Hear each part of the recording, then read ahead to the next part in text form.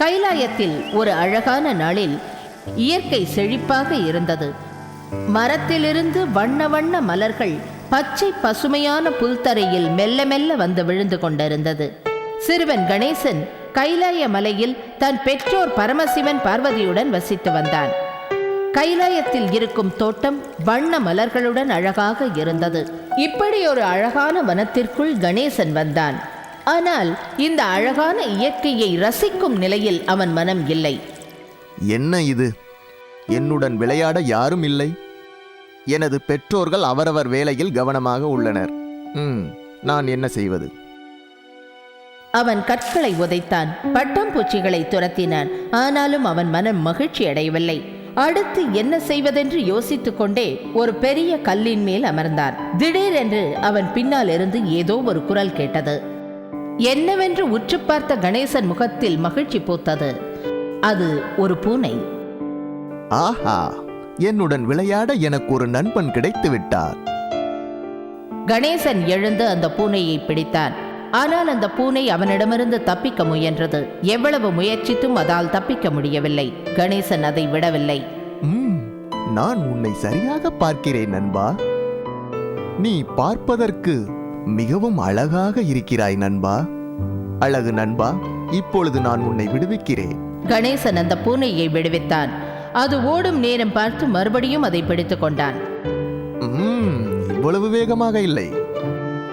கணேசன் அந்த சிறிய மிருகத்தை மீண்டும் விடுவித்தான். அந்த பூனை பலமாக கத்தியது. இந்த சத்தத்தை கேட்டு மகிழ்ச்சியடைந்த கணேசன் மீண்டும் மீண்டும் அந்த சிறிய பிராணியை பிடித்து விளையாடினான். அதன் பிறகு அதை அங்கிருந்த சேற்றில் போட்டான். அதன் உடல் முழுவதும் சேரானது. அது பாவமாக கத்தியது. உன்னிடம் நான் அதிக நேரம் விளையாடி விட்டேன் நண்பனே, இப்பொழுது நீ போகலாம். கணேசன் அதை விட்டவுடன் அது ஓடிப்போனது. நான் தோட்டத்திற்கு விளையாட வந்து வெகு நேரம் ஆகிவிட்டது. தாயாரை சந்திக்க போகலாம். ஒருவேளை அவர்கள் ஓய்வாக இருந்து என்னுடன் விளையாடலாம்.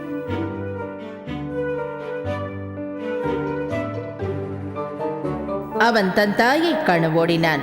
பார்வதியின் அறைக்குள் நுழைய முற்பட்ட போது அவன் கண்களில் பட்ட காட்சியை கண்டு அலறினான்.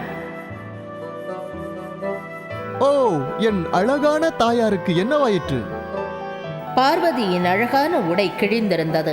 அவளுடைய உடல் முழுவதும் சேராக இருந்தது. அவள் முகம் மற்றும் கூந்தலில் கூட அழுக்கு படிந்திருந்தது. என்னால் வலி தாங்க முடியவில்லையே, என்னால் முடியவில்லையே. அவள் வலியால் துடித்தாள். தன் தாய் இப்படி துடிப்பதை கண்ட கணேசனுக்கு ஆத்திரமாக வந்தது. அவளிடம் சென்று கேட்டான். தாயே, உங்களுக்கு என்னவாயிற்று? இந்த கொடுமையை செய்தது யார்? சொல்லுங்கள், நான் அவனை தண்டிக்கிறேன்.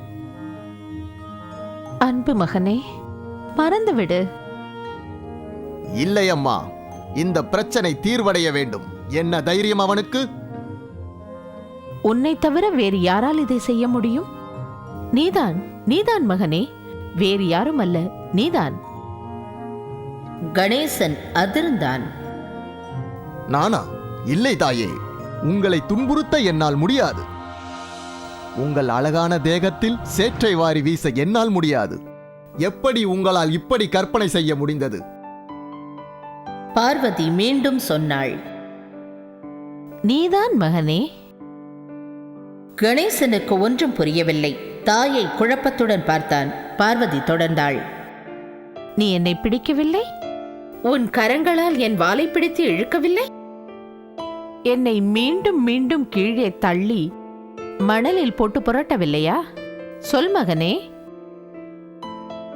அவள் சொல்லிக் கொண்டிருந்த போதே சிறிது நேரத்திற்கு முன் அவன் விளையாடிய பூனை நினைவுக்கு வந்தது.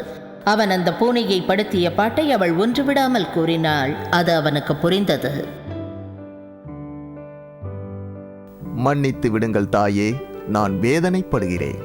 நீங்கள் அனைத்து உயிரினங்களிலும் வாழ்கின்றீர் என்பதை இப்பொழுது புரிந்து கொண்டேன்.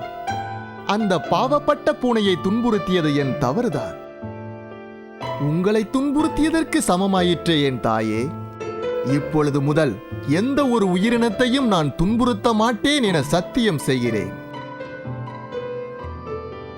பார்வதி நகைத்தாள். மீண்டும் பழையபடி அழகாக மாறினாள். இது உனக்கு மட்டும் பாடமல்ல மகனே, அனைவருக்கும் தான். நீ யாருக்கும் எந்த தீங்கும் செய்யக்கூடாது. அது எவ்வளவு சிறியதா இருந்தாலும், கண்ணுக்கு தெரியாமல் போனாலும். நீங்கள் சொல்லியவாறே தாயே.